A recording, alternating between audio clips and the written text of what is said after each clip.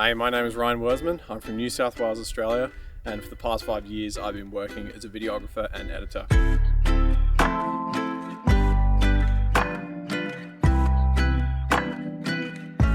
I've always loved camping. My dad used to take me out on trips all the time as a kid. We'd go up in the snowy mountains during snow season and explore all of the old huts out that way. But my love for camping has definitely exploded in the past few years, and that's where I've gained most of my confidence and skills from. And I learned most of these things through my dad, through content creators on YouTube, and also a lot through myself, just going out to the bush and learning things through trial and error. And I hope that as my skill and confidence grows, I'll be able to share this knowledge with as many people as possible. Today I'm going to be showing you the basics of getting a fire going out in the bush, and I'll be focusing on a knife and ferro rod combination.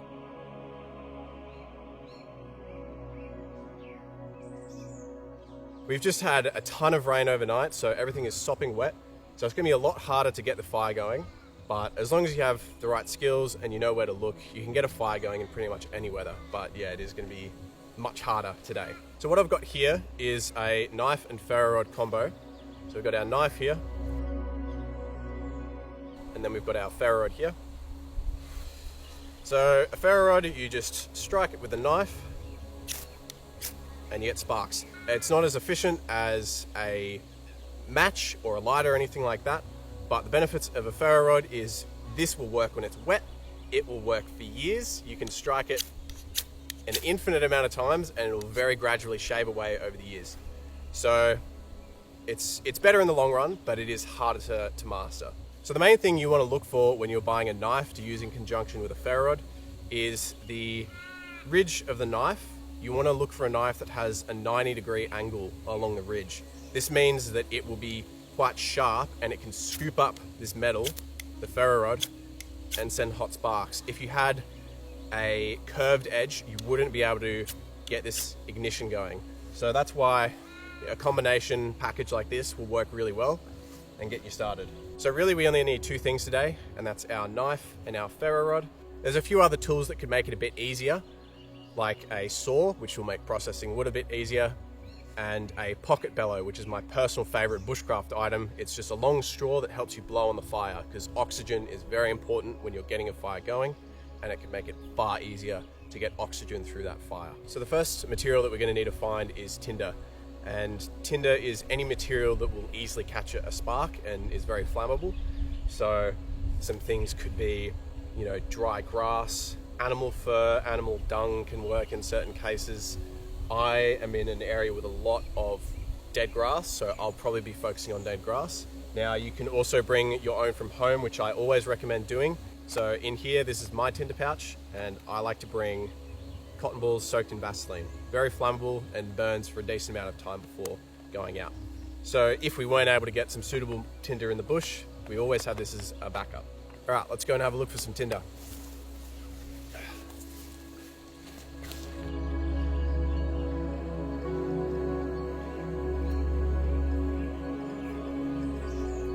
If you're struggling to find dry tinder, a great place to look is under fallen logs, and under here you'll find all sorts of dry debris, different plants that haven't been affected by the recent rain.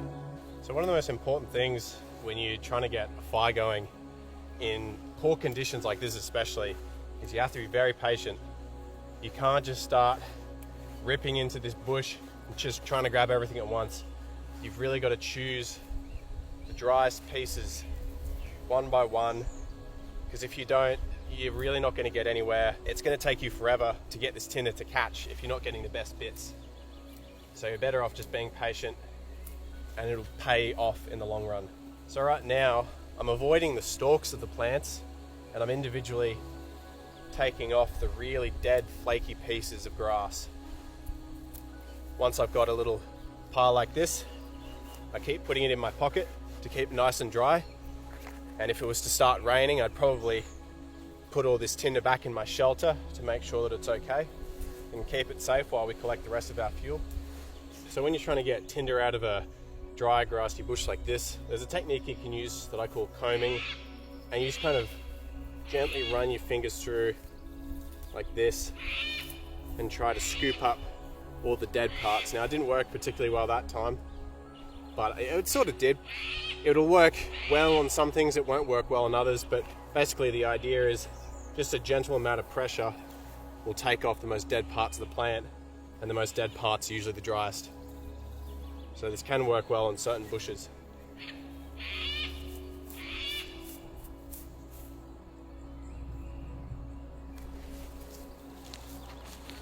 So the grass that I just found on that log is actually a different grass to the others bits I've been harvesting. So what I'm going to do is I'm going to put one bunch in one bucket and one bunch in the other. With Tinder, a lot of the time you really don't know what's going to work and what will not. It's just experimenting at the end of the day. I personally know that the larger pieces of grass work well, but I haven't used the grass under that log before. So I'm going to separate them in case one of them is really inflammable and would have messed up the process, and we can experiment when we get to striking our ferro rod. Okay, so now we've got two different piles of tinder of different materials. Now I know for a fact that this one will work. I'm not sure about this one. So the next step for this is we want to kind of create what's called a bird's nest.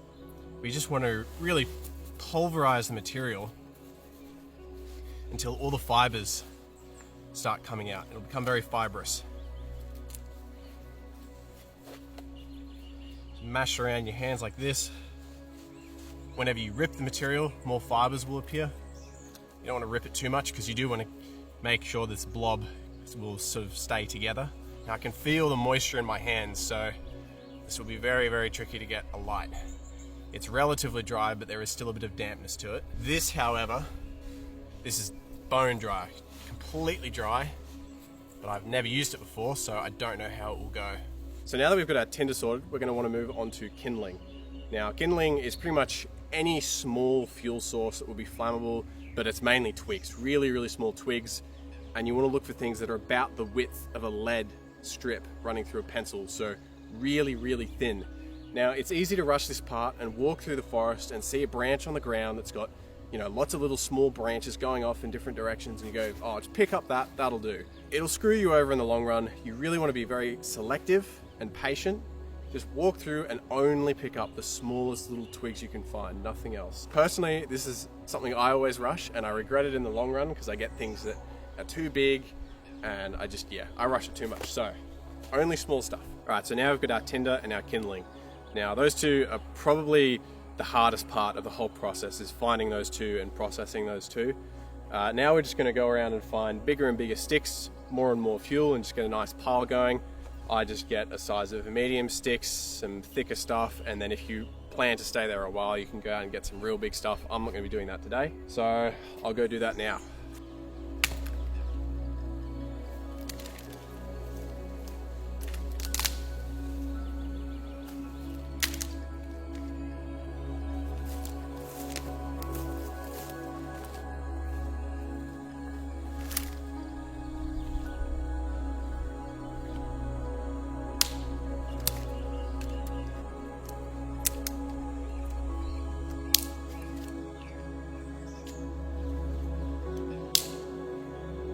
Alright, so we've pretty much got all of our fuel sorted now. We've got our tinder, our kindling, and then our bigger fuel here. Now there's one last method I want to show you for how you can get fuel, and it's especially important when you're in very wet weather. So it's called feather sticking, and basically you get a larger piece of wood, you baton it, which is where you split a piece of wood in half with your knife, and then once you've got your pieces of the wood, you'll notice that the inside is completely dry. And that's what we want to get at. And the final step is we get our knife and we make fine shavings along that dry wood. And when you're done, if you do it very neatly, you'll end up with a lot of shavings that stick to the top of the stick, and that's why people call it a feather stick.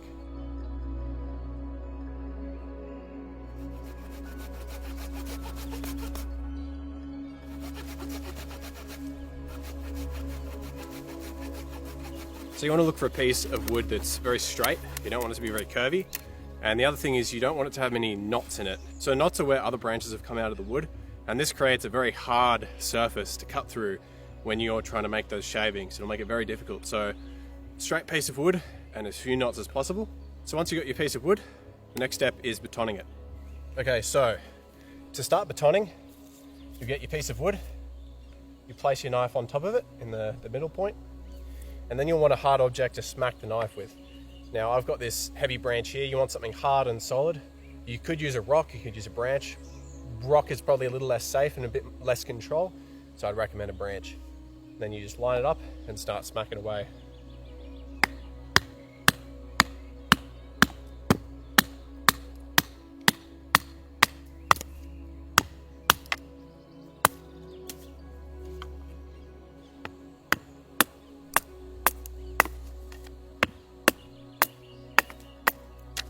Alright, so we've got our splits of wood now, and you can see the inside here is completely dry. So if you're in a stormy environment and you need some dry fuel, you can baton the wood and get access to dry stuff in here. Now, it's worth noting that in Australia we have very, very hard wood, and our trees are very curvy and they go off in all different directions. So that ends up with a lot of knots. You can see one here, there's one here. So this is gonna be very, very hard to feather stick. If you're in a place like Europe and you have access to pine, you're gonna have a far easier time than I am. I'm about to struggle. There are certain trees in Australia that will be easier to work with, but what I've got access to now is not that easy. When you start out feather sticking, it's very, very hard. It takes a ton of practice. I'm not very good at it. And you will probably want a material such as this to catch shavings on. If you're a pro at this, you won't drop a single shaving from this branch and you'll end up with a big blossom at the end of it. I'm not that good. My shavings are just gonna keep falling off. So you want a dry surface that they can catch, can get caught on.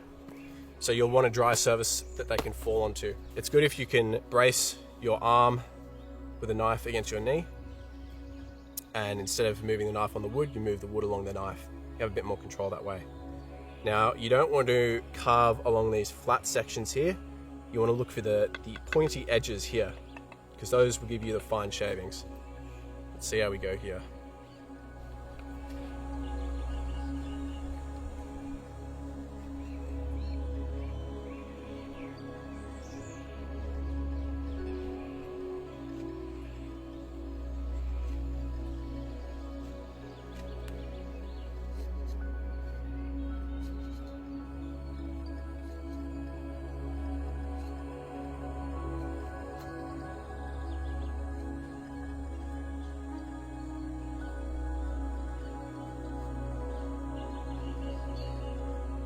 Alright, so now I've got a nice little pile of shavings, and we've got our 3 different tinder options. It's nice to have a few different options because, you know, something may be too damp, it may not work. So it's nice to have some variety. As you can see, I didn't end up going for the feather stick, I just went for the shavings.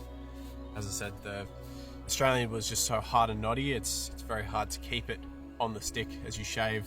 So I've gone for just the shavings rather than making a feather stick. Feather sticks, the main benefit of doing those is all the shavings will stay attached to the stick, so you can easily move your tinder around. Whereas I've got this piece of material that I can transport the shavings with, so I'm not too fussed about trying to make a feather stick. All right, well, it looks like we've got pretty much everything we need. Now I'll just show you how to make a fire lay. And a fire lay is basically how you structure your fire just before you strike your ferro rod at ignite. And the first thing we'll need to get started is a nice big piece of bark. So the reason I want a piece of bark is because we've just had wet weather and the ground is gonna be all wet. If we get a piece of bark that's nice and dry, that'll be a nice sort of base that we can start putting our tinder on and getting the fire going. All right, so we've got our base here, and this is where we can place our tinder to keep it nice and dry. Now, the way I like to set up my fire is I get 2 large branches like this and place them side by side. And what this will let me do is I can place my tinder here, strike that, and then I can get my kindling and sort of brace it on the top of these 2 sticks without smothering the tinder too much. And this will allow airflow to move on the sides here and then all around. So now's the point where we're going to experiment with each of our tinder options. It's really a guessing game as to what will work and what won't, so we just got to stay patient and see what we're working with. Right, I'm going to start with this dry, larger grass. I'm going to start with this larger grass. This is what I have used before.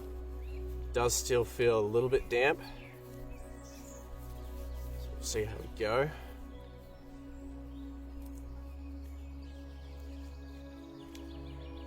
Now I've sort of opened that up in the middle here, like a bird's nest. That's where I'm going to try and strike into, just here. Now there's a few ways you can strike.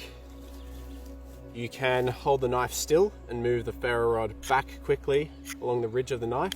If you hold the knife still and strike backwards, like so, I'm going to push my ferro rod into the tinder here and strike right into it.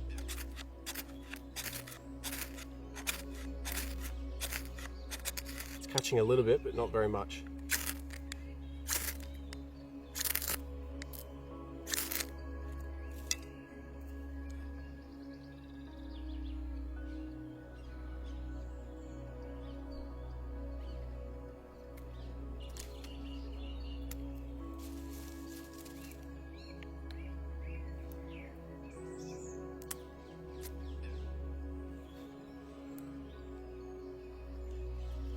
Oops.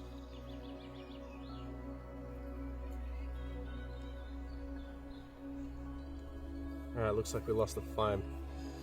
It's very hard. Once you get this to catch, you've got to sort of juggle it in your hands and make sure that the oxygen can hit it all different angles. Got my bellow with me so I can blow on it a bit more efficiently if I need to.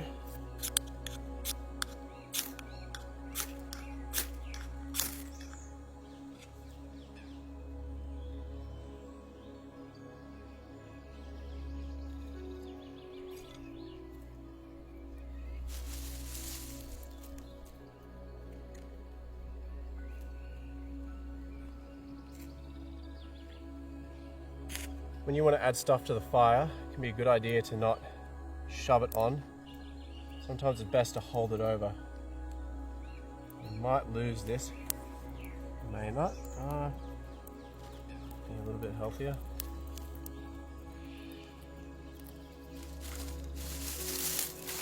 These leaves may help.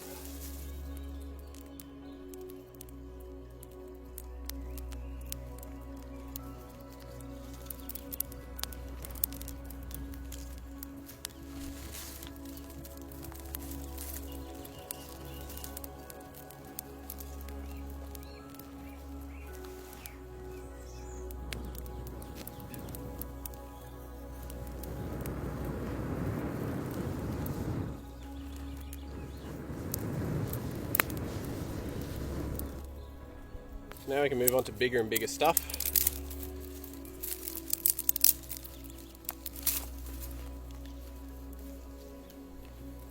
If you start seeing a lot of smoke come out like that, it means you're smothering it, so may not have placed it in the best spot. It means we're running out of oxygen. Need to blow on it more.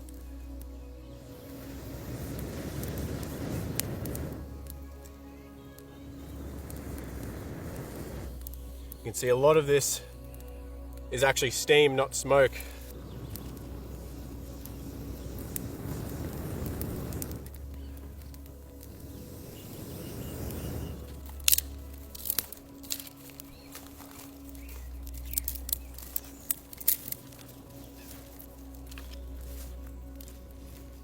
I'm going to start adding a few larger pieces. They may not burn for a while, but you want to add them while you've got flame so they can begin to dry out. And it's good if you can rest them like this against other pieces of wood so there's airflow just constantly getting in at every angle. If you start smothering it, you're done.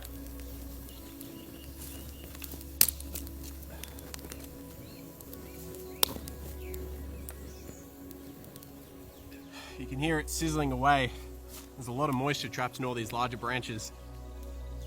So it may look like I've got a fire, but if I stop nurturing it, it'll probably die out very, very fast. In fact, I may need to get some more kindling just so I can definitely maintain the flame while this larger stuff can gradually dry out and catch.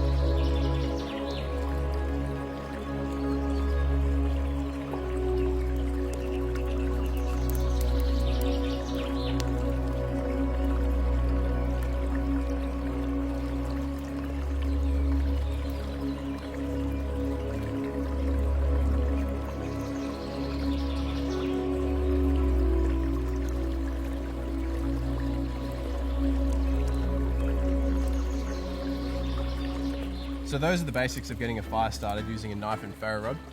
If you want to see more guides like this in the future, make sure you subscribe to the channel. And in the next video, I'm going to be showing you how to cook over this open flame.